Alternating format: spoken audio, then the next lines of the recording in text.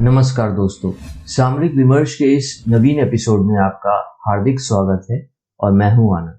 दोस्तों, विगत कुछ समय से यह देखा गया है कि चीन अपने बेलगाम साम्राज्यवाद के मद में काफी अधिक दुस्साहसी होता जा रहा है और इस कारण से उसके पड़ोसी देशों को अत्यधिक परेशानियों का सामना भी करना पड़ रहा है। और ऐसा केवल कुछ एक देशों के साथ ही नहीं, अपितु कुछ अपवादों को छोड़कर लगभग हर उस देश के साथ हो रहा है जिसकी भू अथवा सामुद्रिक सीमा चीन के साथ लगती है। विशेष तौर पर यदि हम अपने देश भारत की बात करें तो चीन की ओर से हमें लगातार सामरिक चुनौती मिलती ही रहती है। जहां एक ओर अपने उत्तरी इलाके में हम चीन के साम्राज्यवाद का अत्यधिक मजबूती के साथ मुकाबला कर रहे हैं, वहीं चीन हमें अब दक्षिणी ओर से भी घेरने का मंसूबा अख्तियार किए बैठा है और इस हेतु उसका ताजा मोहरा बना हुआ है हमारा दक्षिणी पड़ोसी मुल्क श्रीलंका। दोस्तों,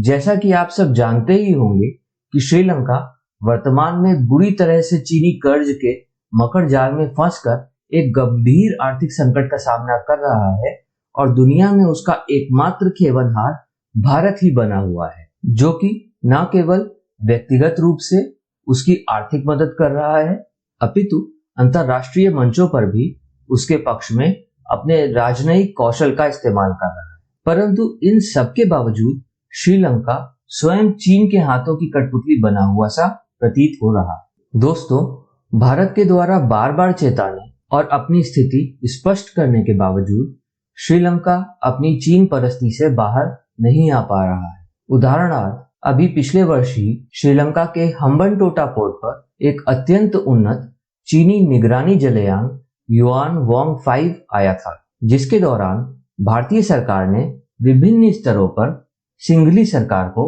इस बारे में अपनी चिंताओं से अवगत करवाया था और प्रत्युत्तर में श्रीलंका की सरकार ने भारत को अपने स्तर पर भरोसा भी दिलाया था कि वह भारतीय सुरक्षा हितों का ख्याल रखेगी। यहाँ तक कि अभी हाल ही में श्रीलंकाई राष्ट्रपति रानिल विक्रमसिंघे ने अपने भारत दौरे पर भारत के शीर्षस्थ नेतृत्व को आश्वस्त किया था कि वे भारत की चिंताओं को समझते हैं और अपने देश का भारतीय हितों के विपरीत इस्तेमाल नहीं होने देंगे। परंतु अभी हाल ही में आई एक खबर उनके दिए गए इस आश्वासन के विपरीत इशारा करती है। दोस्तों, अभी हाल ही में आई जानकारी के मुताबिक एक अन्य चाइनीज रिसर्च वेसल जिसका की नाम शी यॉन 6 है के इसी वर्ष के अक्टूबर माह में श्रीलंका के कोलंबो पोर्ट पर आने की प्रबल संभावनाएं हैं और ऐसा होना भारत की दृष्टि से कतई वांछित नहीं है। दोस्तों,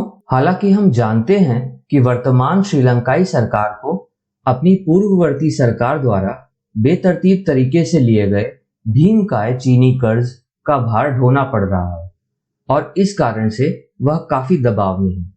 परंतु इसका मतलब यह भी नहीं है कि वह अपनी धरती और सामुद्रिक सीमा का इस्तेमाल भारत विरोधी गतिविधियों के लिए होने दे और भारत को झूठे आश्वासन देता रहे और साथ ही भारत से और अधिक सहायता की उम्मीद भी रखे। यह दो नावों की सवारी करना श्रीलंका के हित में कतई नहीं है और ऐसा करके वह लगभग चीन के हाथों में अपनी संप्रभुता का हस्तांतरण सा करता हुआ प्रतीत हो रहा है। जहां तक भारत का सवाल है तो हम अपनी सुरक्षा करने में पूर्णतः सक्षम हैं और ऐसा हमने संपूर्ण विश्व को समय समय पर करके दिखाया भी है। प्रश्न बस इतना सा है कि भारत का सब्र कब तक बना रहता है, क्योंकि यदि श्रीलंका द्वारा यूं ही भारत विरोधी गतिविधियों पर मौन समर्थन दिया जाता रहा तो भारत न केवल उसकी आर्थिक मदद से अपने हाथ पीछे खींच लेगा अपितु उससे कड़ाई से पेश भी आएगा।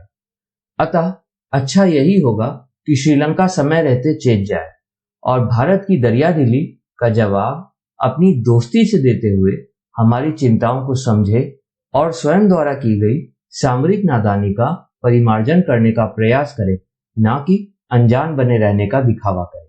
तो दोस्तों, आज के इस एपिसोड में बस इतना ही।